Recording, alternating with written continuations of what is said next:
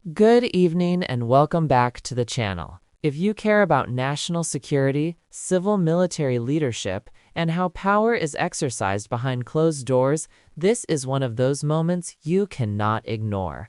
Senator Rosen, you're recognized. I thought I would just create a stir down there. No, I thank you to my seatmates on both sides. Thank you, Mr. Chairman. We take care of each other. And again, thank you, Chairman Wicker, Ranking Member Reed, for holding this hearing. Mr. Secretary, we have a short amount of time, so I'm just going to ask a few simple questions, and I would just appreciate if, for some of them, you would just answer yes or no. And so, Secretary Hegseth, would you agree that every senior official in the Department of Defense must reflect the values and conduct that our service members must uphold and our citizens expect? Senator, we want to uphold the highest possible standards. I'll take that for a yes. So would you also agree, then, that anti-Semitism and anti-Semitic conspiracy theories have no place in our government or military? Yes or no? They should not. Thank you. So would you also agree that anyone who has posted, and I'm going to quote, anti-Semitic conspiracy theories lifted right out of a neo-Nazi playbook, end quote, shouldn't be anywhere near a position of power? Yes or no? Since I don't believe the characterization of many officials in the news media, I would need to see precisely what's being characterized. But generally, would you not say that if generally we speaking, thought something sure, was coming out of a neo-Nazi playbook, it doesn't have any place in our Department of Defense? Now, Secretary Hegseth, the quote that I just read you was referencing Ms. Kingsley Wilson, the DOD press secretary. It's a direct quote from her, who my Republican colleagues on this committee have also expressed alarm over due to her comments. In fact, one colleague said, and I'm going to quote again, "Obviously, I don't agree with her comments. I trust the Pentagon will address this," end quote. However, in the months since, not only have you not addressed these anti-Semitic comments, you have promoted Ms. Wilson. This seems to be at odds, honestly, with President Trump's commitment, very public commitment, to combat anti-Semitism, which you just said you too agreed with. So, Secretary Hegseth, given the rise in anti-Semitic violence, hate crimes in our nation, and to show that the Trump administration, your administration, does have a zero-tolerance policy for anti-Semitism, will you dismiss Ms. Kingsley from her role as a U.S. military spokesperson today, yes or no? Again, that's why I referenced the context and characterization. Well, we'll send you the quote, I've worked directly with her. She does a fantastic job, and there's any suggestion that I or her or others are party to anti-Semitism is a mischaracterization attempting to win political points. Sir, and I'm going to say Senator, that you're your attempting to lack win of an political answer points on the backs of mischaracterizing the statements of a member of my department, and I'm not going to stand for that. You are not a serious person. You are not serious about rooting out, fighting anti-Semitism within the ranks of our DOD. It's despicable. You ought to be ashamed of yourself. I'm going to move on to General Hawk. The sudden and inexplicable dismissal of General Hawk. He serves as both the director of the National Security Agency, commander of U.S. Cybercom. It's deeply concerning, raises significant questions about the decision-making process, its potential consequences. Public reports indicate that the removal of General Hawk, who has served his country proudly, has been influenced by social media influencer, a personality on social media, Laura Loomer, spreads conspiracy theories. She's been denounced even by Republicans.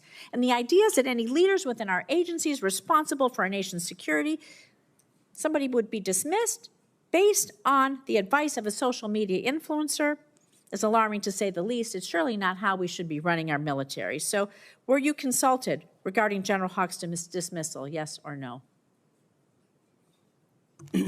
Well, Senator, I would not advise believing everything you read in the media. And I'm consulted on every single decision. Okay, I'm the decision maker for the department, and we all serve at the pleasure of the president. And we have the prerogative to make those decisions for the best for the country, and we did that. Did you personally approve Mr. Hawk's dismissal, yes or no?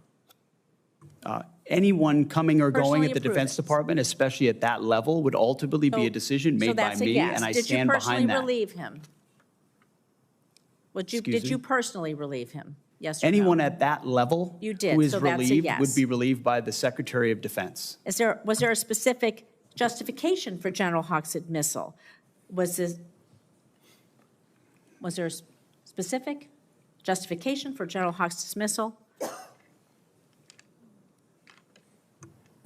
Ma'am, we all serve at the pleasure of the president, and the president deserves the type of commanders and advisors that he thinks will best equip him to accomplish the mission. Did you discuss General Hawk's dismissal with Laura Loomer prior to his removal?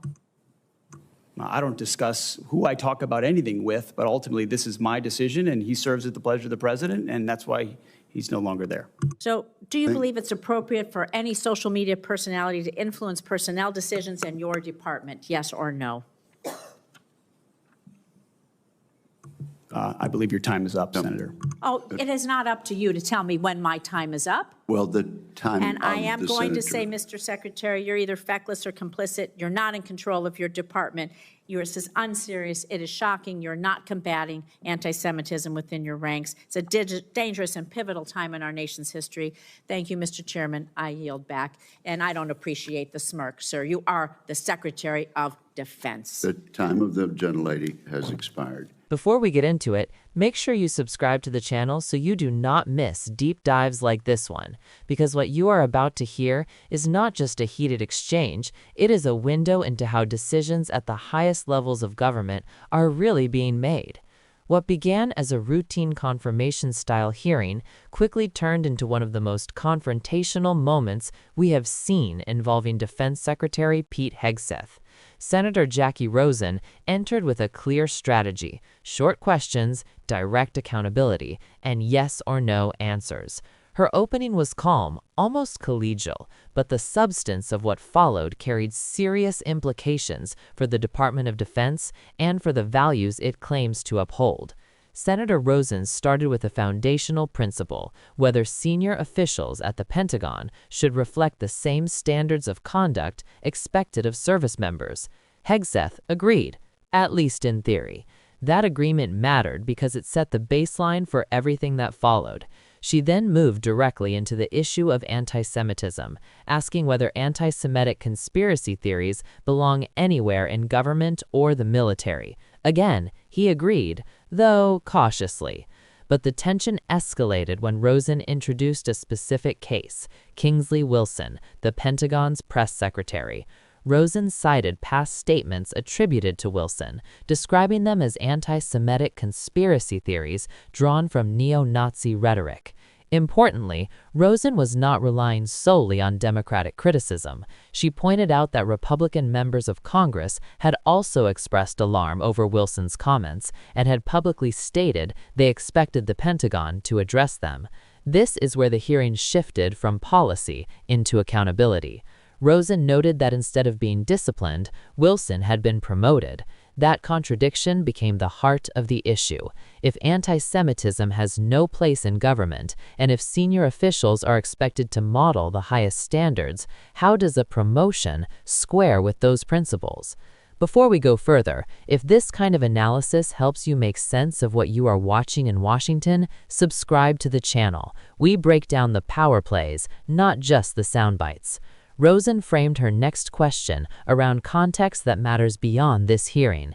Anti-Semitic violence and hate crimes are on the rise nationally. Presidents and administrations routinely promise zero tolerance. So Rosen asked a simple but explosive question: would Hegseth dismiss Wilson to demonstrate that zero tolerance policy? Yes or no? That was the moment the exchange broke down. Rather than answer directly, Hegseth rejected the characterization entirely. He defended Wilson, praised her performance, and accused Senator Rosen of mischaracterizing statements for political gain. Then, in a stunning escalation, Hegseth turned the accusation back on the senator, saying she was not serious about fighting anti-Semitism and that she should be ashamed of herself. This matters because it reveals a pattern we have seen increasingly in modern hearings. Instead of addressing the substance of the concern, officials shift the debate to intent and motive. The argument becomes not whether something is acceptable, but whether the person raising the issue is acting in good faith. That tactic effectively shuts down accountability. Rosen did not back down. She pivoted to a second issue that may have even broader national security consequences: the abrupt dismissal of General Timothy Haw, the head of the National Security Agency and U.S. Cyber Command. These are not ceremonial roles. These positions oversee cyber warfare, intelligence gathering, and digital defense at a time when cyber threats from foreign adversaries are growing. If you want coverage that explains why these moments matter long after the cameras stop rolling, make sure you subscribe. Rosen pressed Hegseth on whether he had been consulted on Hawes' dismissal. Hegseth responded by dismissing media reports and asserting that he is consulted on all decisions. When asked directly whether he approved the dismissal, Hegseth said that anyone at that level is ultimately relieved by him and that he personally stood by the decision.